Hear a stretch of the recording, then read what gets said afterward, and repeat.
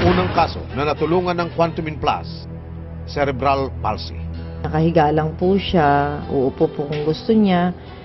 Steady lang po siya, wala siyang naghahawakang bagay.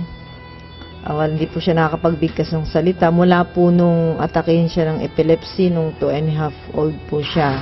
Ang cerebral palsy kasi is isang mental condition na karamihan sa nakita namin dahilan sa kakulangan ng oxygen doon sa brain.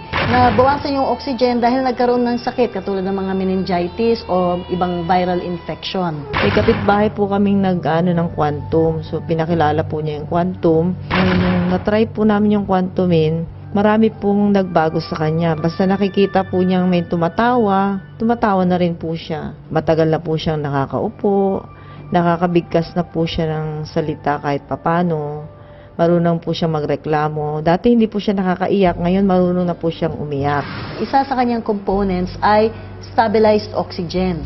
So, pag yan pong oxygen na yan ay naipasok sa loob ng katawan ng bata, umiikot po yung oxygen sa iba-ibang parts ng katawan, kasama na rin po yun sa brain. So, ang makikita po natin doon sa pasyente natin na may cerebral palsy, meron po siyang nakita natin na pagbabago or progress po, kumbaga yung normal development po ng isang bata. So, kung dati po medyo lagi lang nakahiga, ngayon po medyo nakakaupo na siya ng mas matagal. Tapos medyo minsan meron na siyang means of communication doon sa parents niya.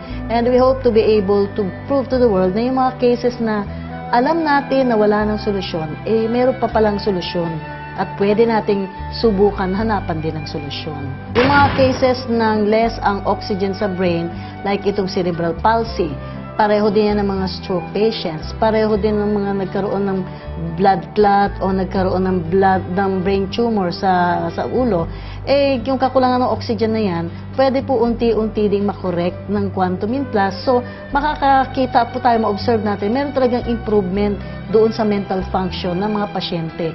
Even po yung mga autistic na bata, o yung may attention deficit, o yung mga hyperactive na bata, nakita na rin po na pag tayo ay maglagay po ng sustansya at ma-detoxify yung mga bata doon sa mga chemicals na nandun sa kanilang brain cells, unti-unti pong nagre-recover ang brain cells, unti-unti nagkakaroon ng normal na brain function.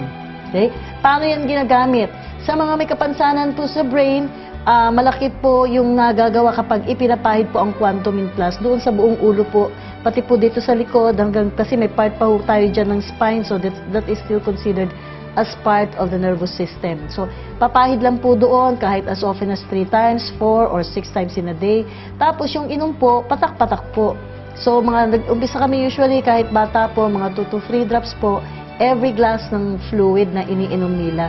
And syempre, gradual po yun na ini-increase. Meron po kami mga cases ngayon, nagte-10 drops na sila, 10 times a day. Yung mga severe cases po yun na kailangan po mag-regenerate yung kanilang brain function.